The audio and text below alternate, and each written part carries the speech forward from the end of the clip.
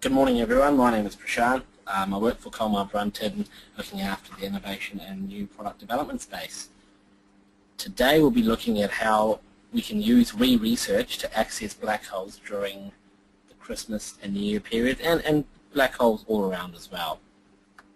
So traditionally Australia tends to close across the Christmas and New Year period. If we interview people in the second week of January, memories are usually pretty weak, especially about non-top of mind products. The real challenge for consumers and researchers is to do market research within this period. People have better things to think about, which makes it hard to research everyday issues about everyday products and services. Now, if I think back to during the Christmas period myself, or New Year's period, and think back to what I ate and what I drank, I seriously would have a very difficult time even naming 3 items that I ate at home during that period. It's a time where memories usually run pretty weak. Hence this project here, which we labelled Project Smart. The real aim of this project was to explore canned food in the context of Christmas and New Year's. There were a couple of risks that we had at hand initially. This included things like that canned food would not be an interesting enough topic, or that people would find the technology too hard, or that they would be far too distracted at this time of the year to really get into the research. However, the research uncovered a wealth of information about tin food, about its role in people's lives, about the heritage, the comfort, the culture, and even the love that people have for their choices and the strategies they use to ensure it helps enrich their lives. The following case study is going to look at some of the interesting results that came out of this project. Firstly, as I mentioned, we labelled the project Project Smart. It was an iPhone-enabled virtual ethnography project employing research methods. It was looking at 8 Australian main grocery buyers and housewives, capturing the role of tin foods in their lives over the Christmas and New Year period.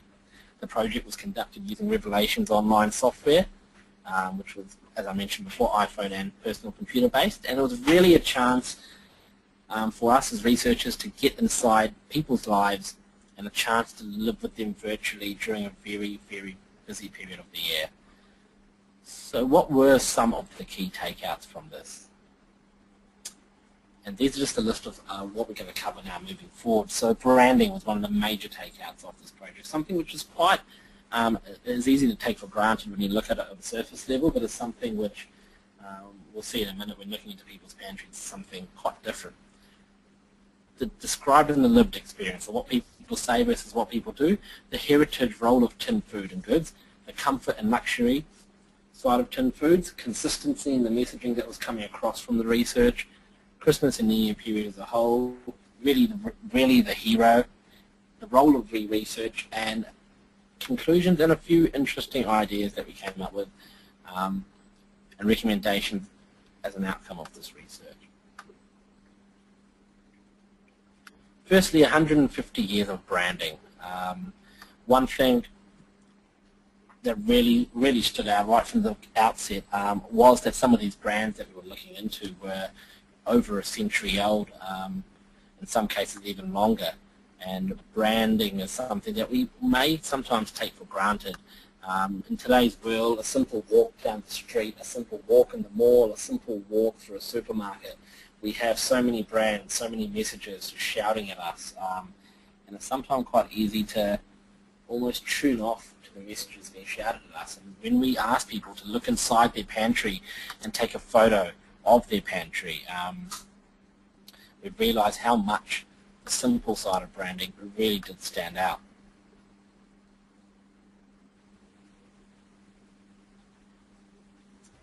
The second really key finding was the age-old, what people say versus what they do. So when we asked people to describe canned food, we got answers like tin foods in our households are normally used for emergencies or for camping. They can be bought in bulk with no concerns about it being thrown out prior to the use-by date. I think of them more as a convenience food, handy to have in the pantry and can be a good standby, and you can source ingredients not usually in season.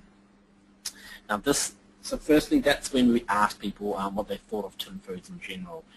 And then when we asked people about tin foods at that exact point in time when they were using the tin food, we got a very different type of answer. The sort of answers we got was, I love fruit in a tin. So, it's a very passionate answer. Makes a wicked chili. Used as a hearty soup for winter, and my girls love baked beans. Next was heritage. By using autoethnography or research, we were able to explore the importance of heritage in canned food. Now, looking at some of the statements that came out, I've used Nestle for years as my mother did, and so automatically pick it. So it goes right back to the correlation of family heritage. I prefer John West tuna because of the fish they reject, yet that catchphrase from years and years ago has still stuck around. It's a traditional brand my in-laws have always purchased. So again, it gets right into the heart of the family heritage, which, how much influence, I guess, heritage has on the purchasing decision people made with canned food and used on sandwiches and burgers.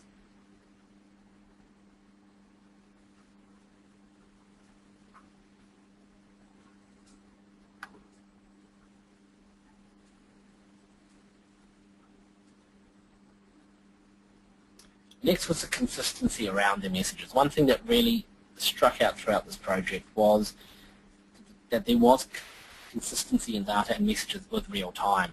So I always use tinned and sweetened condensed milk for making desserts. They store easily and have the correct amount in them. They're handy to have in the pantry and can be a good standby. The positive associations with tinned foods are they're convenient, easily stored, long shelf life, out of season product, and to get products, long shelf life and hard to get products.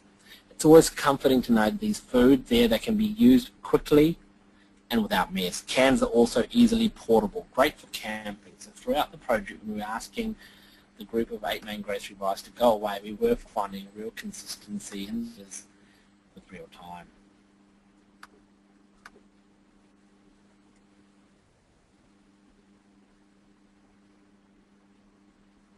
Secondly, there was consistency in messages also around the time of the year they were using it, and tinned food, regardless of what the initial perception might have been, actually played a significant part during that Christmas and New Year period at some of the more core meals and drinks during that time. So tinned pineapple is used for tropical punch prepared at home for New Year's Eve celebrations. So even at the very core celebration, which is the New Year's Eve celebration, tinned food played a very crucial part in that celebration unknowingly. These contain canned crab meat and are topped with smoked oysters. Included the use of a can of pineapple pieces. And for the Christmas dinner, condensed milk for using in mayo. That's a must for the rice salad. Also in the rice salad will be a can of corn kernels. Baby beets are also canned, as is asparagus, pineapple, baby corn. At times the pudding, pineapple and passion fruit from tins are added to the fresh fruit. So again, some of the more core meals during the Christmas and New Year's time did use canned food. Another revelation was that tinned food is really the hero. So it's used as a base ingredient, accompaniment, or light snack, but it was never the main focal point. Tomatoes were used as a base in an Italian dish, coconut cream in curries, condensed milk in desserts, corn and beetroot in salads or as a side dish, tuna or baked beans as a quick, easy snack, a can of soup as a treat, passion fruit pulp over fruit salads. An emergency store food, can't be bothered cooking, quick, easy snack, nothing else in the house. And tinned food provided a safety net and acted as a strong fallback option. Which really brings us to the role of research. It's a new methodology at the moment, and it proves to be quite an exciting one. And I believe it helps us reach past the higher priorities. It allows us to sit on people's shoulders, and especially during very, very busy periods of the year, and exploring the ingredients of life. So based on this research, we came up with some conclusions and key takeouts. Some of the conclusions were that canned foods are closer to our hearts than our minds. Heritage plays a significantly major role in the product and reuse, and can be a barrier to trialing new products. Many of the strengths are highly situated, and children comfort, so camping, baking, those sort of events have a significant impact on canned food purchasing. So what were some of our recommendations and ideas? So market the luxury end of canned food. It's one thing we realised that it's probably quite undermined and not really spoken about, but there is definitely a luxury end of canned food, and it's probably time to really look at how to market that properly. French canned food, more seafood, more innovation. So there was room for different types of foods to enter into the canned food arena. Improve branding in stores. As we saw, branding does and can have significant impact, but I think if there was a bit more focus around how branding of canned and tin food in shops, the real potential there. Help build the intergenerational transmission of canned food to drink comfort as well. Explore that a bit more in relation to how that affects purchase behaviour. Promote use as ingredients, and that could tie in with QR codes. Going into a supermarket, holding your phone over a can of tin food, which then links to a recipe on how you can use that tin food to make something really cool, something that most people wouldn't have thought of. So there's a real opportunity there for QR code, mobile phone, and innovation in relation to canned food. Trigger quicker repurchase, and perhaps using wrappers for discounts. And again, that could tie in with something to do with QR codes again. Using the wrappers that are there on canned foods and allowing that for the next purchase and having a discount on that. And that was just some of the ideas. We came up with a number of them, and these are the ones that we honed in on as being our top 8. And that's all from me this morning, folks. Thank you very much for your time and attention this morning, and I look forward to the queries and questions.